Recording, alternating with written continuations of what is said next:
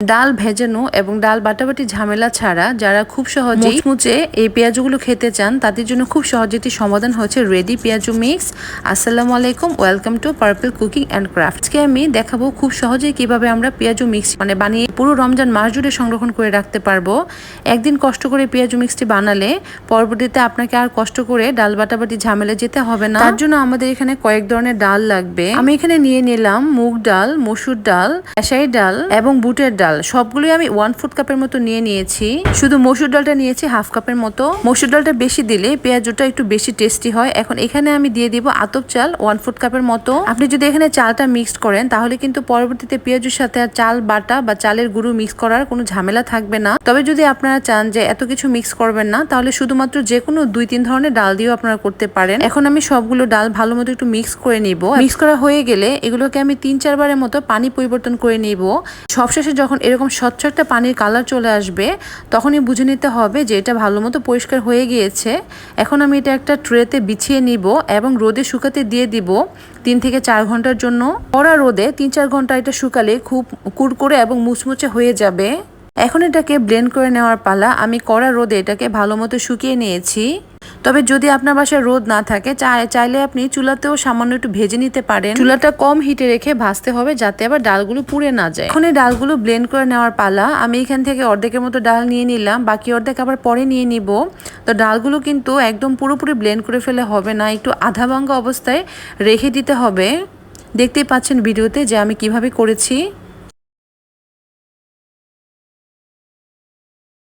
এখন আমি এটাকে সংরক্ষণ করে রাখবো যে কোনো এয়ারটাইট কন্টেনারে বা এয়ারটাইট জারে। এটা রেখে দিতে পারবেন নর্মাল টেম্পারেচারে পুরো রমজান মাস জুড়ে বা 1 মাসের বেশি সময় জুড়ে এটাকে সংরক্ষণ করতে পারবেন। তো এখন আমি একটু পেঁয়াজু বানিয়ে দেখিয়ে দিচ্ছি যে পেঁয়াজুগুলো কেমন হয়। এখানে আপনি যে পরিমাণে ডাল নেবেন ততটুকু পরিমাণে পানি দিয়ে দিতে হবে। তো প্রথম অবস্থায় মনে হবে যে পানিটা খুব বেশি শুকনো হয়ে গিয়েছে, কিন্তু পরবর্তীতে এটা খুব সুন্দর মতোই মিক্স হয়ে যাবে। পানিটা ভালো মতো মিক্স হয়ে গেলে আপনি বুঝতেই পারবেন না যেটা আপনি না বেটে তৈরি করেছেন। তো এখন এখানে আমি সামান্য একটু লবণ দিয়ে দিলাম, তারপর সামান্য কাঁচামরিচ গোল গোল করে কেটে নিব এবং কিছু পেঁয়াজ দিব, দিয়ে ভালো মতো এটাকে মাখিয়ে নিতে হবে। তারপর সামান্য একটু ধনেপাতাও দিয়ে দিব। সবগুলো উপকরণ ভালো মতো একটু মিক্স করে নিতে হবে। এখন এটা দিয়ে আমি পেঁয়াজু তৈরি করব। তো আমি একটা ফ্রাই প্যানে তেল গরম করে নিয়েছি। আমি কিন্তু এখানে খুব বেশি তেল দেইনি, যদি আপনারা চান ডুবো তেলও ভাজতে পারেন। আমি এখানে তেলটা কম দিয়েই ভেজেছি, তবে আপনারা চাইলে এটাকে ডুবো তেলে ভাজতে পারেন। এখন এক এক করে পেঁয়াজুগুলো হাত দিয়ে চেপে চেপে পেঁয়াজুর মতো শেপ দিয়ে কড়াইতে দিয়ে দিব। আপনারা আপনাদের মন মতো ছোট বা বড় সাইজ করে নেবেন। আমি মাঝারি মানের সাইজ করে নিয়েছি। একটা পাশ 4-5 মিনিট ভাজা হয়ে গেলে অপর পাশটা উল্টে দিব।